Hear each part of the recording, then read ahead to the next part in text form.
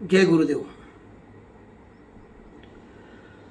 आपला असणारा विषय सहज जीवन या विषयाच्या अनुषंगाने आपण विषयाची मांडणी करत आहोत. आजचा असणाऱ्या या भागामधील गीतेतील अध्याय क्रमांक 4 व श्लोक क्रमांक 9चा अभ्यास करणार आहोत. त्याच्या अनुषंगाने कथाही पाहणार आहोत.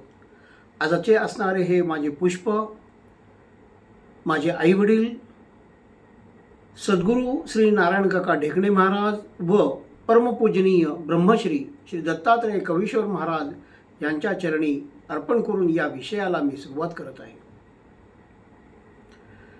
आपण जे जीवन आपले सहज आहे, ह्या सहज जीवनाला आपण का बरं विसरलेलो आहोत?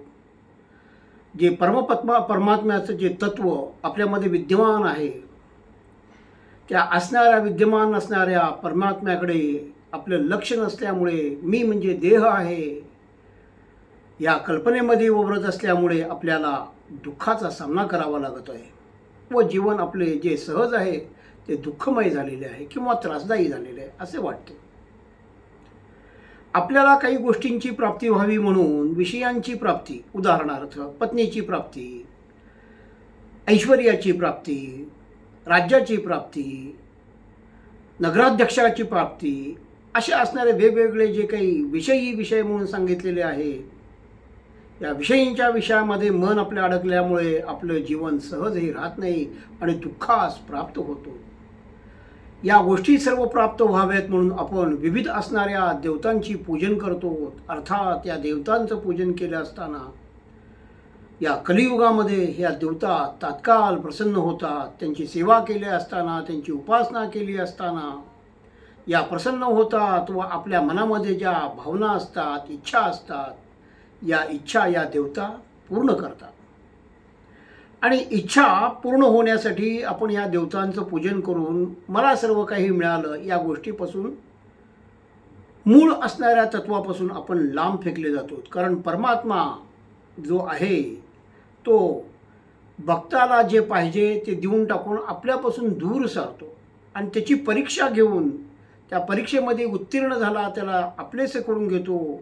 अशा प्रकारचं ज्ञान, शाश्वत असणारं सत्यज्ञान तो त्याला देत असतो. अशा प्रकारचा एक भेद किंवा फरक हा आपल्याला या ठिकाणी दिसत आहे.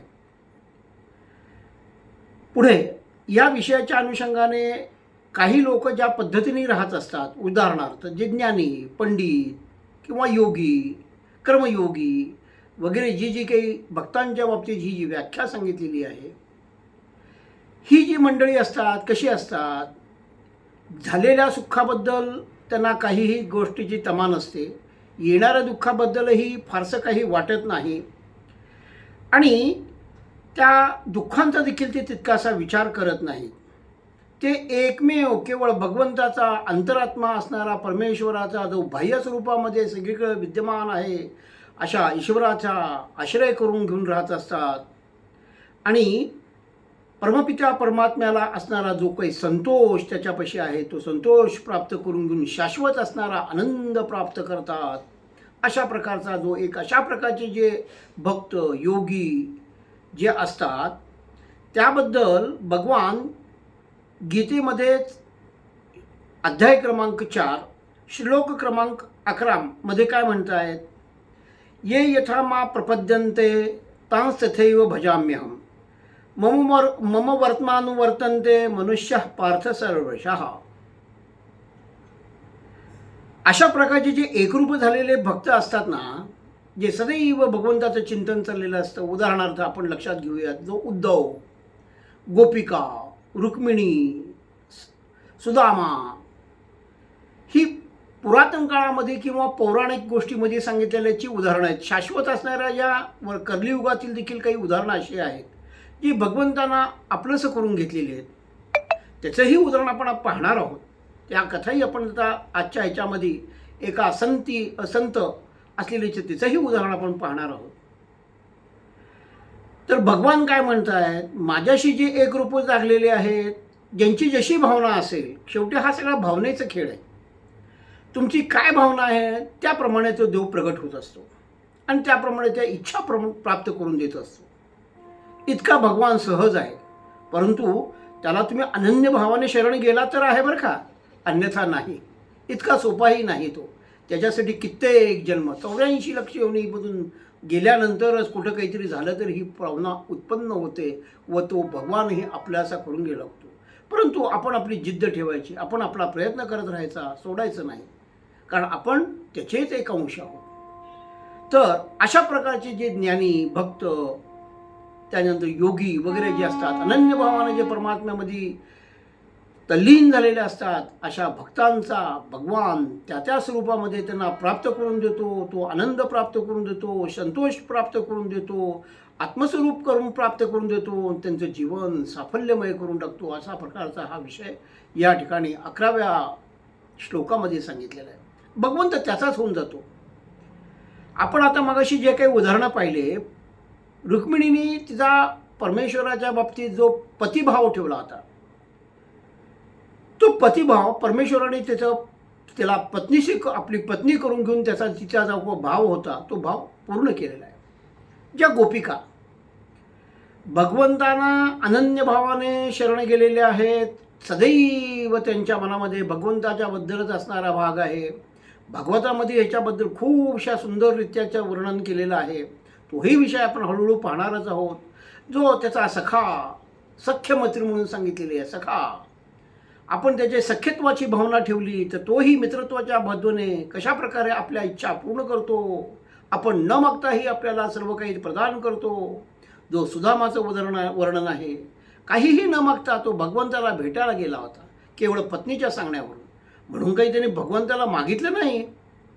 ज्या परिस्थितीमध्ये ठेवलं आहे, ही परिस्थितीच चांगली आहे, या परिस्थितीमध्ये भगवंताने ठेवलं आहे म्हणजे माझ्यावरती त्याचं भयंकर प्रेम आहे, अंतःकरणापासून प्रेम आहे. त्यामुळे भगवंताला त्याने कुठलीही गोष्ट मागितलेली नाही आहे. स्वतःच्या दुःखांना तो सामोरं गेलेला आहे. परंतु भगवंत हे दयाळू आहेत. त्यांना माहिती आहे सुदामाची परिस्थिती काय आहे आणि त्याला ऐश्वर्यामध्ये ऐश्वर्य प्रदान केलेलं आहे. अशा प्रकारची ही कथा या सख्य भावनातून प्राप्त होऊ शकते. आपण आता आज या ठिकाणी एक कथा पाहणार आहोत. वर्तमान काळामधील म्हणजे कलियुगातील एक साधारणतः 1500 सालामध्ये ही कथा आहे. गाव आहे मंगळवेढा. मनामध्ये तुमचा जो काही भाव असेल तो सिद्धीच जातो, यामध्ये शंका नाही. ही या गोष्टीच्यावरनं या कथेवरनं हे लक्षात येत आहे. जे सोलापूर जिल्ह्यामध्ये मंगळवेढा नावाचे एक गाव आहे, तिथं संत थोर दामाजी पंत राहत असत आणि त्याच क्षेत्रामध्ये संत कान्होपात्रा नावाची एक संत राहत होती. तिच्याबद्दलचा आपण असणारा जो भाव किंवा तिची कथा, आपण भगवंत कोणत्या पद्धतीने आपलेसे करून घेतोय, तिला सुख प्रदान करून देतोय, ही कथा आपण या ठिकाणी आता पाहणार आहोत. त्याचे झाले असे 1500 सालची गोष्ट आहे. श्यामा नावाची एक दासी गणिका त्या ठिकाणी राहत होती आणि तिच्यापाशी गणिका असल्यामुळे ऐश्वर्याला काहीही कमी नव्हतं. भरपूर पैसा अडका, श्रीमंती वगैरे होती आणि तिची एक असे मनामध्ये शंका होती की तिला जे काही अपत्य प्राप्त झालं कान्होपात्रा नावाचं, हे कान्होपात्रा तिथील असणारे जे काही नगराध्यक्ष आहेत, सदाशिवराव मालगुजर यांची कन्या आहे असं तिला वाटत असेल. दिवस जात आहेत, ही नृत्य गायन करते आहे श्यामा आणि ती लहान असणारी जी काही कान्होपात्रा आहे हळूहळू वाढत चाललेली आहे. तिचं अंतःकरण हे पूर्णतः परमेश्वराच्या चरणी अर्पण घेतलेलं आहे. महत्त्वाचा विषय आहे, लक्षात घ्या. ना तिला कोणता गुरु मिळाला, ना सत्संग मिळाला. असे असताना सुद्धा ती परमपदाला प्राप्त झालेली आहे. ह्याच्या पाठिंबाचं कारण तिचा आदल्या जन्मामध्ये असलेला प्रारब्ध, तिने भगवंताची केलेली भक्ती, ही या जन्मात नाही त्या पुढच्या जन्मात तरी प्राप्त होते. अशा प्रकारचं जे वचन भगवंताने दिलेलं आहे तिच्या बाबतीतही तोच विषय लागू झालेला दिसतो आहे. हळूहळू कान्होपात्रा वाढत चाललेली आहे, मोठी होत चाललेली आहे आणि तिच्या रूपाची चर्चा ही सर्वत्र गावभर होऊ लागलेली आहे. करता करता त्या ठिकाणी असणाऱ्या राहणाऱ्या नगराध्यक्षाच्या कानावरती ही गोष्ट गेलेली आहे तिने श्यामा नावाच्या गणिकेला बोलवलेलं आहे आणि ती सांगते आहे. अर्थात श्यामालाही वाटायचं की आपली मुलगी कन्या आपल्याप्रमाणेच गायन करावे, पैसा कमवावा, मोठं व्हावं, ऐश्वर्यात राहावं. पण ही गोष्ट कान्होपत्राला मान्य नव्हती. इकडे जो नगराध्यक्ष आहे सदाशिव, त्यांनी बोलवलेलं आहे ते श्यामाला आणि ते म्हणते की तुझ्या मुलीचं सौंदर्य बघून ऐकून मला तिचं नृत्य पाहावायचं आहे, तू तिला बोलून आण. त्यावेळेस श्यामा सांगते, अहो ही तुमचीच मुलगी आहे, दुसरी मुलगी नाही आहे, कृपया तुम्ही असल्या भानगडीत पडू नका, ही गोष्ट तो अमान्य करतो आहे. आणि इकडं तो तिची आई कान्होपत्राला सांगते आहे, श्यामा अगं तू नगराध्यक्षांच्याकडे नृत्य गायन करायला जा, ते गेले असताना तुला भरपूर धनधान्य देतील, पैसा देतील, ऐश्वर्य प्रदान करतील, त्यांच्यासमोर तू नृत्य करायला जा. ती कोणत्याही परिस्थितीत तयार होत नाही आहे, कारण तिचं मनच तिकडं नव्हतं, ऐश्वर्याकडे तिचं मन रमलेलं नव्हतं, परमात्म्याच्याबद्दलचे चिंतन तिच्या मनामध्ये चाललेलं असायचं. इकडे नगराध्यक्षाने श्यामाबाईला सत्वाला सुरुवात केलेली आहे, त्रास द्यायला सुरुवात केलेली आहे. आणि ही गोष्ट ज्यावेळेस श्यामाबाईला सहन होत नाही त्यावेळेस ती मुलीच्या पाठीमागे लागून नगराध्यक्षांच्या समोर नाचण्यासाठी प्रवृत्त करती झालेली आहे.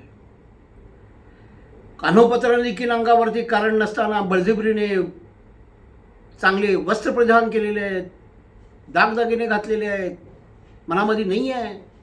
नगराध्यक्ष बसलेला आहे आणि त्याच्यासमोर त्याची जी काय डोळ्यात असणारी वासना, बिभत्सक असणारी वासना बघून त्या ठिकाणी ती फटकारली आहे. त्याला म्हणते आहे, काय तुमच्या डोळ्यामध्ये वासना भरून राहिलेली आहे, अशा लोकांच्या समोर मी चुकूनही नृत्य करणार नाही असं सांगून त्या ठिकाणून ती बाहेर पडलेली आहे. या झालेला अपमान, हा अपमान बघून तो अत्यंत क्रोधी झालेला आहे आणि कान्होपत्रास व तिच्या आई श्यामास त्रास द्यायला सुरुवात केलेली आहे. खूप प्रकारचा त्रास चाललेला आहे.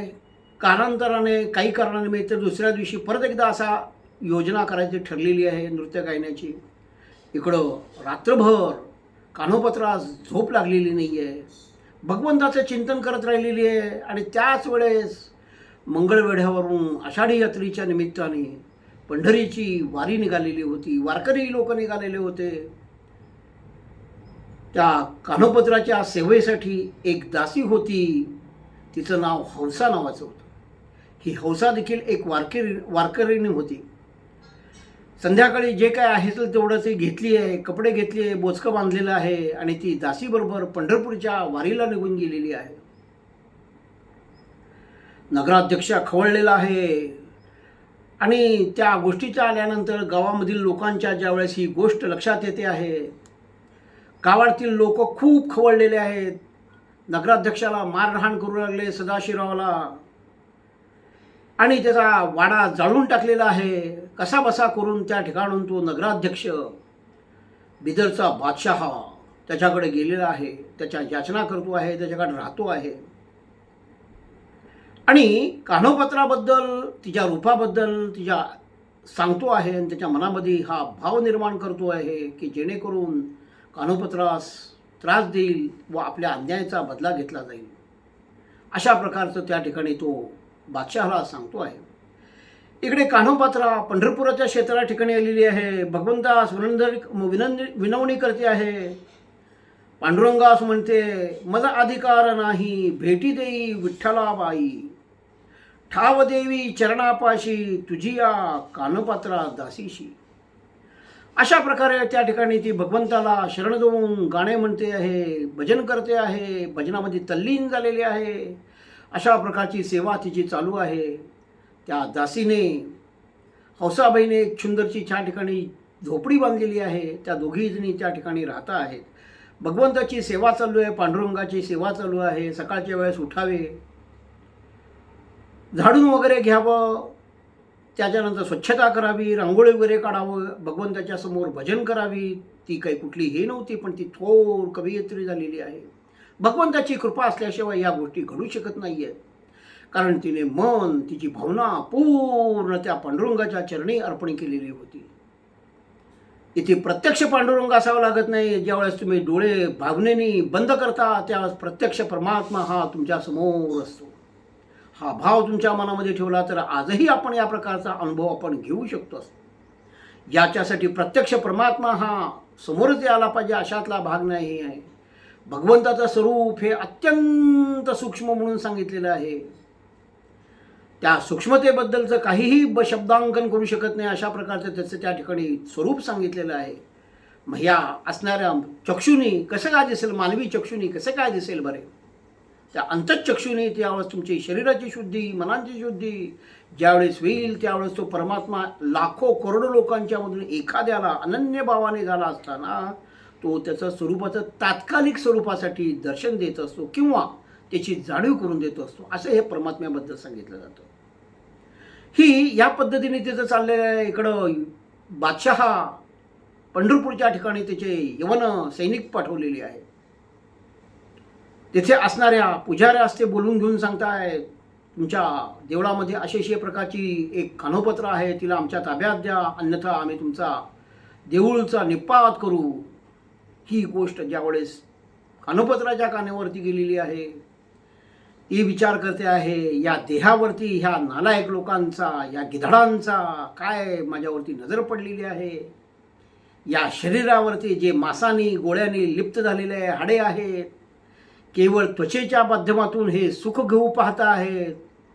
अशा या नरधमांच्या पायी जाण्यापेक्षा आपण भगवंताच्या चरणी जाऊ म्हणून सकाळच्या वेळेस उठलेली आहे, स्नान केलेलं आहे, चांगले कपडे घालून भगवंताच्या समोर नृत्य करण्यासाठी ती आलेली आहे.